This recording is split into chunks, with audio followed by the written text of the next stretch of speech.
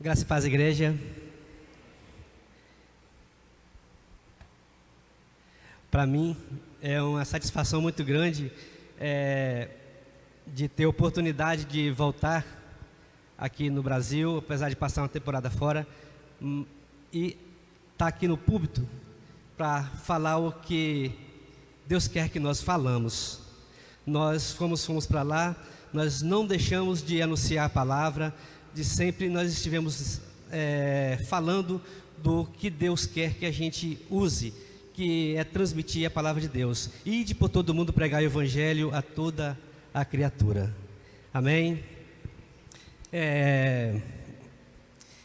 Hoje nós vamos falar, vocês já viram o bannerzinho, né? Nós vamos falar um pouquinho sobre a volta de Cristo nos ares. E para isso, o texto que nós vamos ler, o texto base, é João capítulo 14, do versículo 1 ao versículo 3.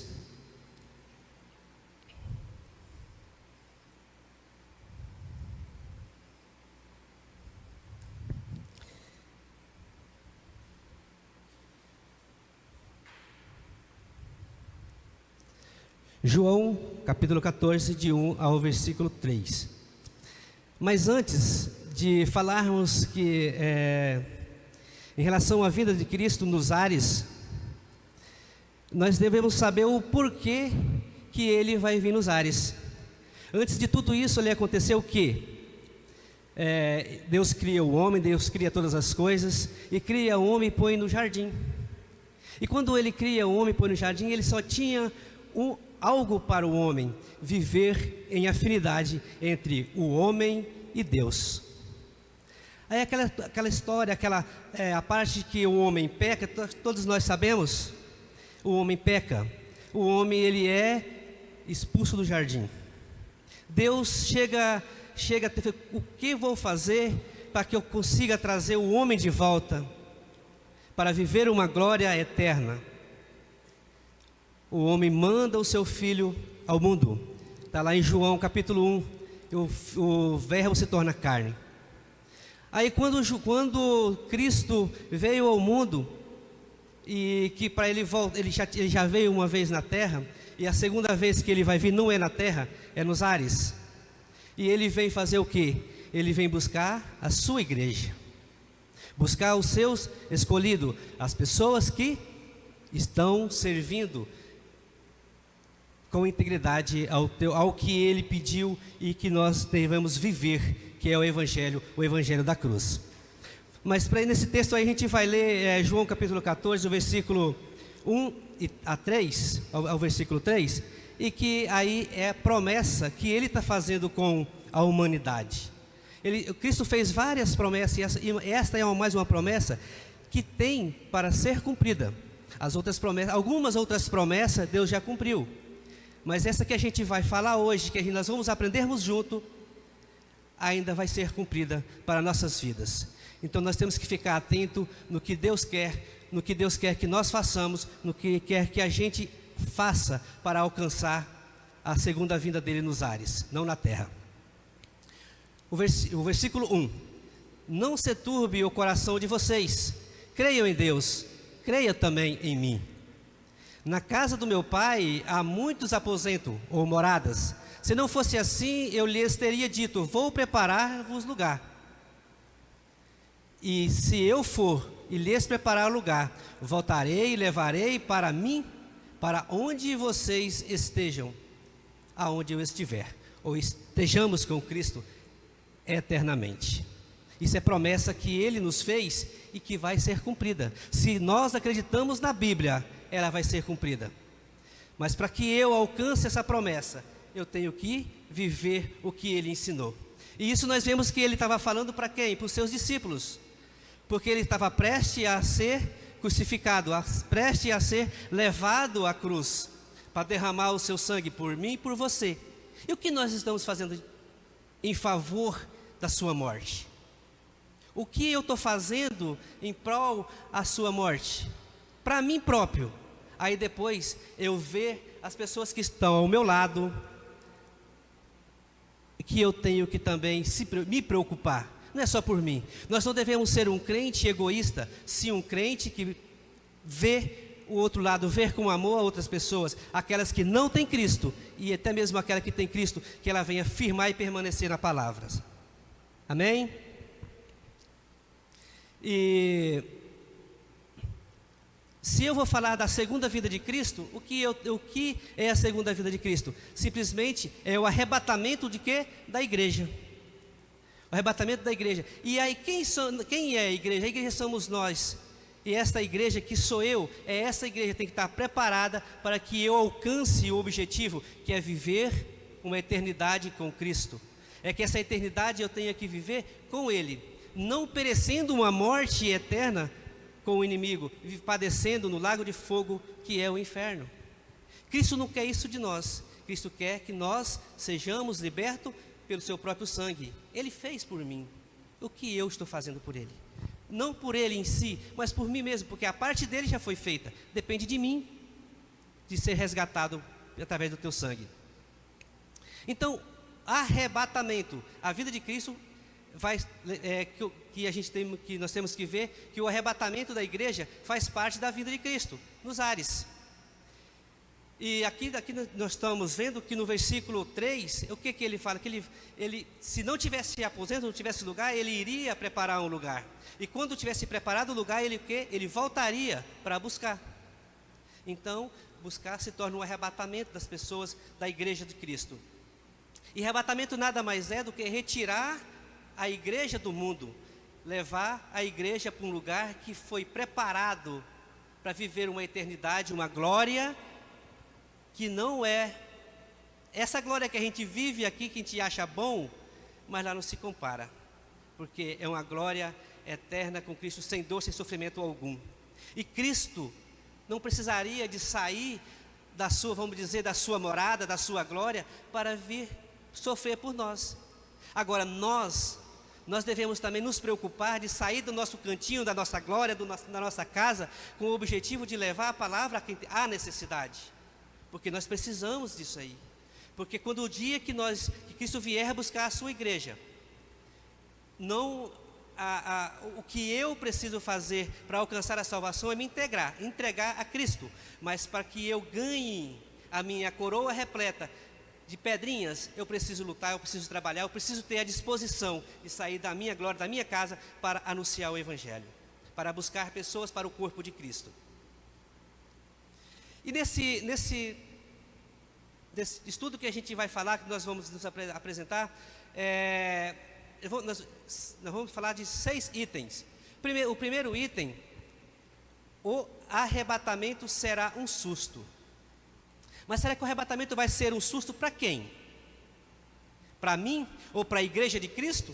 Não. O arrebatamento vai ser um susto para aquelas pessoas que irão ficar.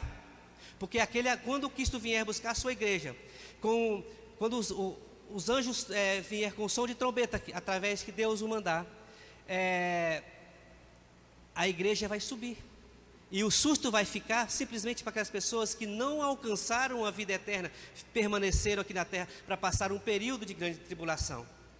Isso não vamos entrar nesse detalhe, porque esse detalhe é meio confuso. Mas essa é a preocupação que nós devemos ter, estarmos preparados para a vinda de Cristo nos ares, para alcançar o nosso objetivo, que é a vida eterna. Nós podemos ver lá em Gênesis 7, capítulo 1, Gênesis capítulo 7, versículo 1, se nós voltarmos lá no Velho Testamento, né, que é Gênesis mesmo que a gente está falando, quando Deus olha para a terra e vê um homem justo, Noé. O que aconteceu naquela época? Ele vê um homem justo, aí ele pega e chama Noé, vem, faça uma arca, porque eu vou eliminar esse povo. E o que aconteceu? Noé ouve o chamado, atende o chamado e começa a exercer o que Deus o chamou, fazendo a arca. E quando ele estava fazendo a arca, o que ele estava? Ele estava anunciando que Cristo ia exterminar o mundo com água. E o povo, o que o povo fez? O povo duvidou, o povo não acreditou. E eu falei que a vinda de Cristo vai ser um susto, e lá também acarretou um susto para aquele povo, porque quando Deus fala, entra na arca, e Deus fecha as portas, e começou a chover, e a água começou a levantar, o que aconteceu? Eles correram e começaram a bater. Noé, abra a porta. Aí foi tarde demais. Então a oportunidade de nós aprofundarmos e viver, conhecer a palavra de Deus, para que alcancemos, é agora, não é deixar para depois. Então, e também não é só a nossa preocupação em si, de nós estarmos salvos em Cristo Jesus, mas sim, conseguir outras pessoas para fazer parte do corpo de Cristo, porque o corpo de Cristo ele é feito de vários membros. Então nós devemos nos preocupar também com esse lado. E aquele povo começou a bater a porta. Abra a porta, Noé. E assim, e aqui também vai ser a mesma coisa. Vai ser um susto, porque não vai ter mais a oportunidade de alcançar a vida eterna naquele momento. Sim, eles vão passar por grande dificuldade. E a igreja subiu. Olha o versículo em Noé 7, o versículo 1. Então o Senhor disse a Noé: entra na arca, você e toda a sua família, porque você é único, justo que encontrei nesta geração. Ele alcançou. E aqui também nós continuamos, o Evangelho está sendo anunciado na TV, o Evangelho está sendo anunciado nas igrejas, e as pessoas, muitos, não vou generalizar, muitos não estão importando com o que está sendo anunciado. Aí quando isso acontecer, vai ser tarde.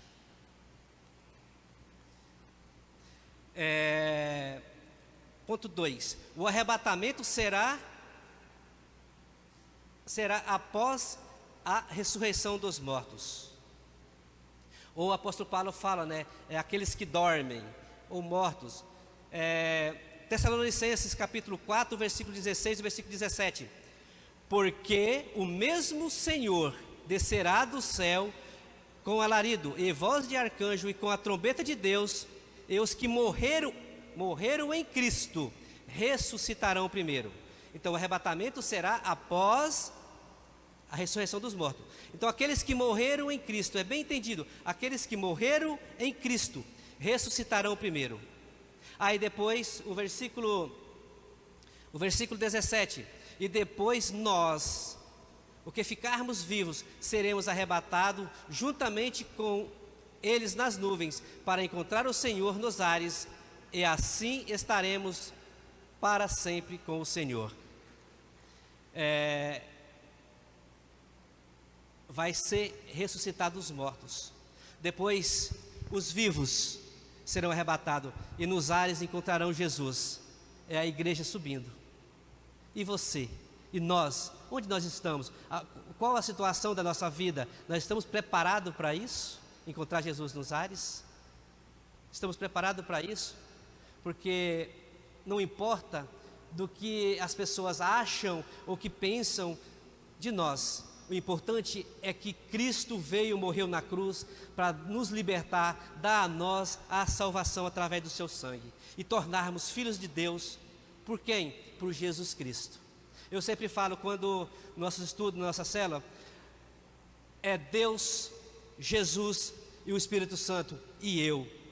Se eu estou bem com Deus, eu tenho que fazer com que o Espírito Santo venha, eu deixar que o Espírito Santo trabalhe na minha vida, para que eu faça essa ligação até os céus. Aí quando eu aceito Cristo, aí eu torno filho de Deus, mas eu tenho que deixar o Espírito Santo agir na minha vida, para que eu venha completar o que Cristo quer, o que Deus quer na minha vida, que é o mais glorioso que Ele fez, vir ao mundo, morrer por mim e por cada um de vocês.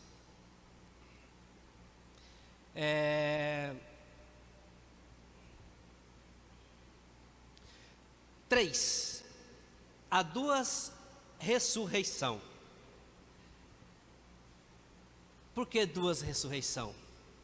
A ressurreição para a vida eterna e a ressurreição para a morte eterna. É claro que a ressurreição para a morte eterna vamos deixar de lado, que vai ser mais à frente, e a gente não vai falar sobre isso. Mas a ressurreição sobre a vida eterna é aquela ressurreição quando Cristo vem e ressuscita dos mortos, aqueles que dormem, para viver uma vida eterna com Deus. Porque da mesma maneira que quando Deus ressuscita, quando Cristo é sepultado, há 3 dias ele ressuscita, nós também, aqueles que estiverem dormindo ou mortos, também vão ter esse mesmo privilégio de ser ressuscitado dentre os mortos. E aí, porque as 2 ressurreições, primeiro, é para a ressurreição da vida eterna, o arrebatamento que será após em seguida a primeira ressurreição, quando os mortos em Cristo serão levantados e encontrar o Mestre. E a segunda ressurreição é para condenação eterna, e isso aí é após maioria dos batistas, vou falar aqui a maioria dos batistas e a grande parte dos pentecostais acreditam, né? A grande tribulação, o milênio, aí depois do milênio que vem a ressurreição para a condenação eterna, mas nós não vamos entrar nesse campo. Aí vamos ler os textos que vai comprovar esse quesito que eu estou falando. João capítulo 5, versículo 28 e versículo 29. Não fiquem admirados com isso, pois está chegando a hora em que todos os que estiverem no túmulo ouvirão a voz. Isso é, aqueles que morreram em Cristo. Aqueles que morreram sem Cristo, eles vão ficar lá quietinho no lugar deles, esperando o dia dele para ser condenado. Aqueles que morreram sem Cristo. E aqueles também que morreram antes de Cristo, que foram os profetas, os apóstolos, nós não vamos entrar nesse detalhe também, mas é uma outra história. 29.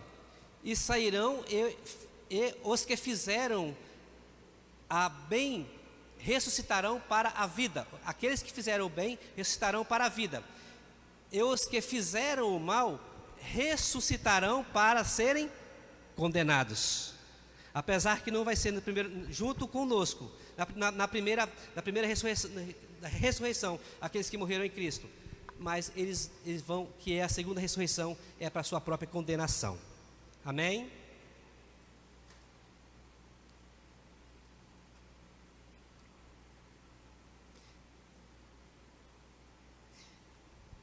Apocalipse 20, versículo 6.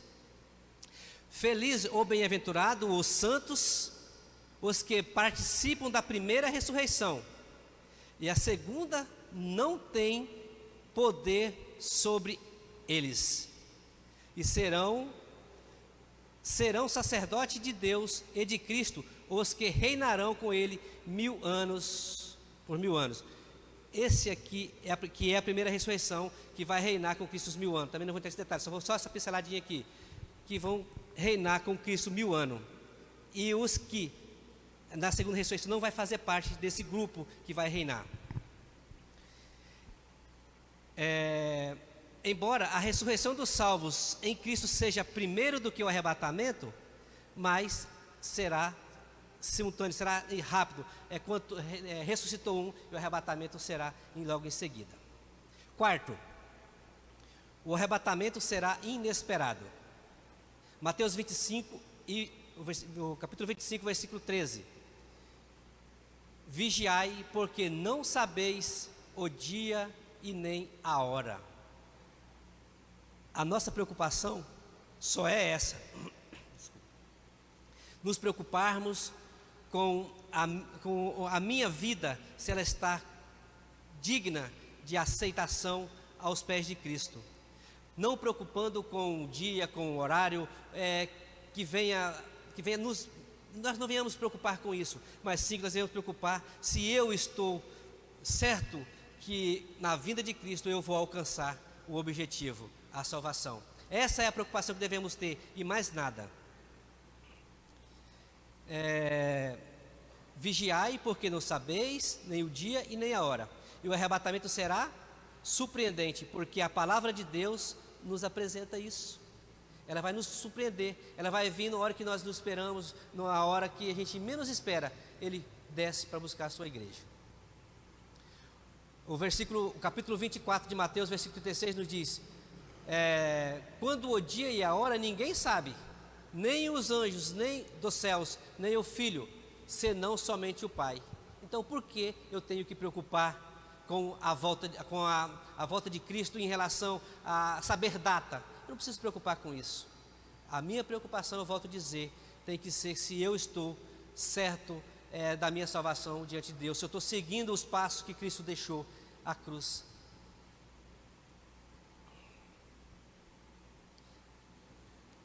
Mais um texto, Atos 1, o versículo 7, em relação também ainda sobre o arrebatamento será inesperado. Ele lhes respondeu, não lhes compete saber o tempo ou as datas que o Pai estabeleceu pela sua própria autoridade. Então, não preciso me preocupar com isso. Jesus deixou bem claro que surgiriam falsos profetas, igual nós sabemos, nós vemos que tem marcado várias datas e todas elas foram o quê? Frustradas. Não teve nenhum acerto. É claro, porque quando Deus fala, Deus cumpre. E Deus falou que nem os anjos, nem o filho saberia no seu Pai. Então, não vai ter acerto nenhum em relação das pessoas que profetizam, que marcam data da volta de Cristo. Então a preocupação nossa só é mente uma: viver o Evangelho de Cristo que Ele anunciou. Quinta, o arrebatamento será muito rápido. 1 Coríntios capítulo 15, versículo 51 e 53. Eis que lhes digo, é mistério, nem todos dormiremos, ou morremos, né? Após falar dormiremos, a morte, né? Dormiremos, mas todos seremos transformados. 52. Num momento, num abrir e fechar de olhos, no som da última trombeta, pois a trombeta zoará e os mortos ressuscitarão incorruptíveis, e nós seremos transformados. Os mortos que estão mortos, eles serão incorruptíveis, eles são ressuscitados, o corpo, eles vão ser trago o corpo sem pecado, sem rancor, sem nada, um corpo purificado, um corpo santo, e nós seremos transformados. Aquela misquinha, aquela alfinetadinha que nós gostamos de dar, às vezes no Facebook, às vezes no Face, isso não vai ter no nosso coração mais. Nós vamos ser transformados, vamos sermos santos, puro. Eu sempre falo que nós temos um processo de santificação igual uma escada. Cada dia da minha vida eu tenho que melhorar a minha vida diante de Deus. Eu tenho que fazer com que eu melhore, que as pessoas possam enxergar em mim uma pessoa diferente. Isso é o processo de santificação, melhorando na presença de Deus, para que eu possa ser cada dia e visto melhor. Eu possa ser um pouquinho de Jesus aqui na terra. Um pouquinho de Jesus aqui na terra.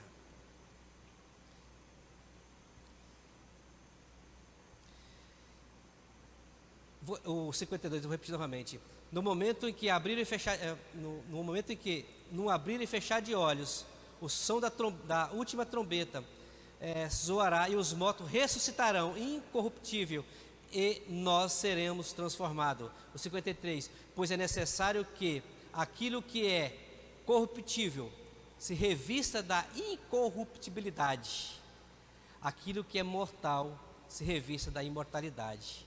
Hoje, se Cristo vier hoje, eu sou mortal, você é mortal, e você vai ser transformado, você vai ser imortal, você vai subir com o seu corpo, mas com imortalidade, mas não com esse corpo com o coração endurecido, com o coração quebrantado. Você vai ser com o coração quebrantado, com o coração purificado diante de Deus. O arrebatamento será rápido, nada compara com a rapidez desse acontecimento. Ponto 6. Você está preparado para o arrebatamento? Eu estou preparado para o arrebatamento? Isso aí é uma pergunta que fica para cada um. Eu estou preparado? Ou você está preparado? Quando Cristo vier na nuvem, eu subir ou eu vou ficar? Você vai subir ou você vai ficar? Porque a oportunidade e a hora é quando nós estamos vivos. Quando Cristo chama, quando você deixa esse mundo, você já não mais tem oportunidade de fazer um acerto com Cristo. E se nós vermos em Isaías 55, versículo 6, é um versículo que eu gosto muito e que o qual aqui foi o meu chamado na minha conversão: busque o Senhor enquanto se pode achá-lo. Clame enquanto está perto. A oportunidade da nosso acerto com Cristo é quando nós estamos vivos. Porque quando nós estivermos mortos, nós não vamos conseguir mais nada, não vamos ter mais possibilidade, não tem mais oração, não tem mais reza, não tem mais nada que alcance a vida eterna. É agora, é quando estamos vivos. Ou nós vemos lá em Mateus 11, 28, vinde a mim todos que estão cansados e oprimidos, que eu vos aliviarei. É hoje que é a oportunidade da gente acertarmos com Cristo no nosso dia a dia. É claro que a gente está falando aqui na igreja em si, a gente vê que todos são servos de Cristo, se vive o Evangelho, mas tem muitas pessoas que, como está na internet, vai ouvir e às vezes precisa fazer um acerto com o Pai, com Cristo, para alcançar o que Cristo veio fazer aqui. Ele veio, morreu numa cruz para nos redimir, nos purificando de todos os nossos pecados. Então nós temos que fazer esse acerto para que nós consigamos viver uma eternidade com o Pai. Então, as coisas mais importantes é prepararmos para o arrebatamento. No momento em que ainda nós não, às vezes a gente não entende será que eu estou vivendo uma vida certa, uma vida errada? Mas não, eu tenho que ter uma posição que Cristo veio para nos libertar de todos os nossos pecados. E Ele fez isso, Ele tem promessa garantida. As promessas que Ele já tem deixado para a gente, Ele cumpriu muitas promessas. E a promessa da vinda dEle, isso vai acontecer. João 3,16, o que Ele fala em João 3,16? Ele cumpriu uma promessa que Ele veio. Se nós voltar lá em Gênesis 3,15, Ele falou que haveria uma semente, nasceria de uma mulher para que esmagaria a cabeça da serpente. Foi promessa, a promessa foi cumprida. Cumprida como? A vinda de Cristo. E agora, a promessa que nós estamos apresentando é a promessa que Ele vai voltar nos ares para buscar a sua igreja. E a igreja somos nós. E nós estamos preparados para isso? Para a volta de Cristo? E que nós possamos nos entregarmos e vivermos, não só a nós, mas também as pessoas que nos cercam, as pessoas que vão alcançar ainda a salvação. Nós temos que nos preocupar com elas, não só pela minha vida, mas a vida delas também. Amém?